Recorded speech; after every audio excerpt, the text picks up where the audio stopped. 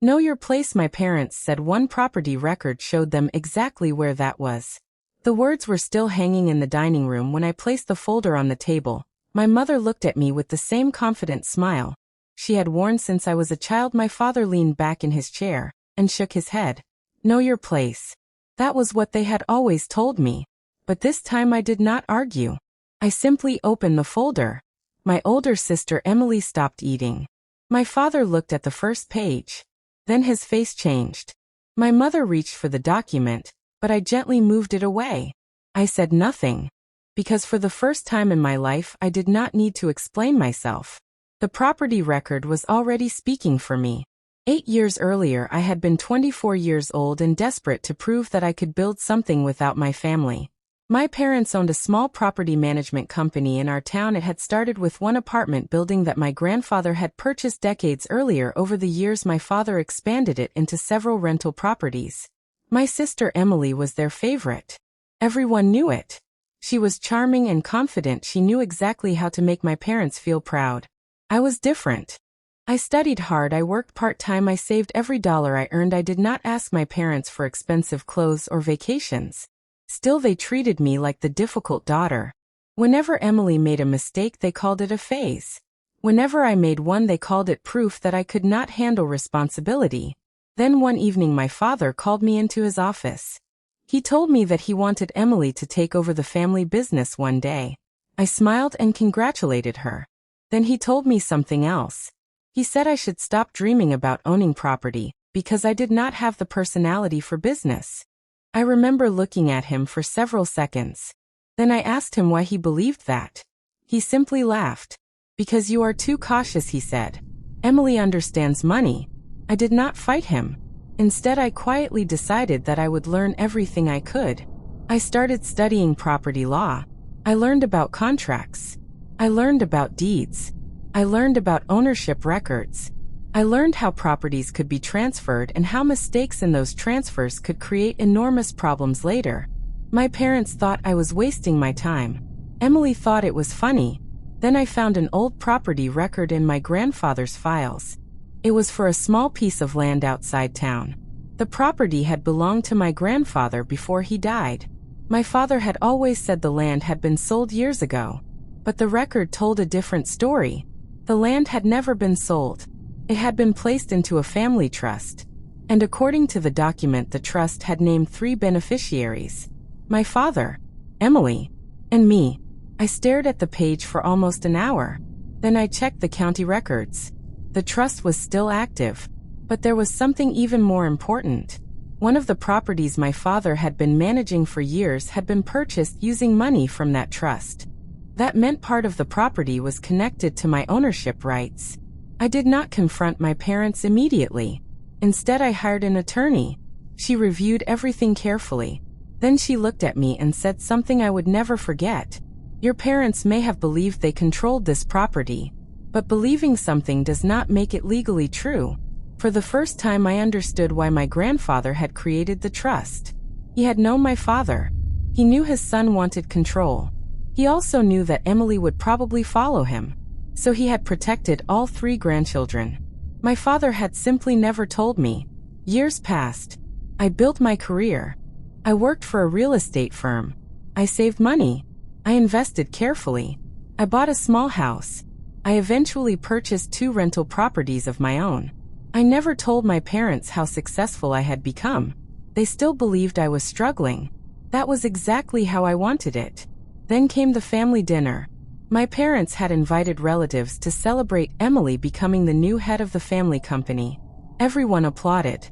My mother raised her glass. She looked directly at me and smiled. Then she said it.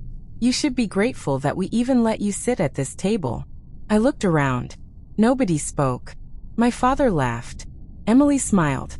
Then my mother leaned toward me. Know your place, she whispered. I looked at her calmly. I said, I finally do. She smiled because she thought she had won. Then I placed the folder on the table. My father opened it. The first document showed the family trust. The second showed the original property transfer. The third showed the current ownership structure. My father stopped breathing for a moment. Emily reached across the table. What is this, she asked. I looked at her. It is the property you have been calling yours. My father slammed his hand on the table. You have no right to bring this up. I answered quietly. I have every right. The attorney had already prepared everything. The property could not be transferred without my written consent. The company had been using trust assets for years. The problem was not that my parents had forgotten about me. They had deliberately excluded me. They had assumed I would never find out. My mother suddenly became quiet. Then she asked me what I wanted. For years I had imagined this moment. I thought I would demand an apology. I thought I would make them feel ashamed. But when the moment finally came, I realized I wanted something else. I wanted my freedom. I told them I did not want their company. I did not want their approval. I did not want their money. I wanted my legal share of the property and a complete accounting of the trust. My father stared at me. You would do this to your own family. I almost laughed. No, that. You did this to your own family. I am only asking you to stop pretending it never happened. The investigation began. The financial records revealed years of transactions. Some were innocent mistakes. Others were impossible to explain. Money from the trust had been used to renovate properties. Expenses had been assigned to the wrong accounts. Documents had been signed without my knowledge. My parents had not expected anyone to examine the records. But now every transaction was being reviewed. Emily became furious. She called me selfish. She told relatives that I was trying to destroy the family. Some believed her. Others started asking questions. One aunt quietly contacted me. She told me that my grandfather had warned her before he died. He had said that one day I would need to protect myself from people who loved control more than they loved family. Those words stayed with me. The legal process took months. I never shouted. I never threatened anyone. I simply allowed the documents to speak. Eventually the ownership was corrected. The property that my family had treated as their personal asset was officially divided according to the trust. My share was significant, but I still refused to take over the family business. I sold my interest in one property and invested the money into my own company. Within 3 years, I had built a successful property management firm. My parents heard about it from other people. They never congratulated me. Until one winter when their business began struggling. They had expanded too quickly. They had taken on too much debt. Without the trust assets, they no longer had the financial cushion they once depended on. One evening my father called. His voice sounded different. He asked if we could meet. I agreed. We met at a quiet coffee shop. My mother was there too. She looked older. She looked tired. For several minutes nobody spoke. Finally my father said something I never expected. We were wrong. I looked at him. He continued. We thought Emily would protect everything. We thought you would always need us. My mother wiped her eyes. She said she had been cruel to me because she was afraid of losing control. I listened. Then I told them something simple. I forgive you. My mother looked surprised. But forgiveness does not mean giving you control over my life again. My father nodded slowly. I think he finally understood. The property record had not simply shown them where I belonged. It had shown me where I belonged too. Not beneath them.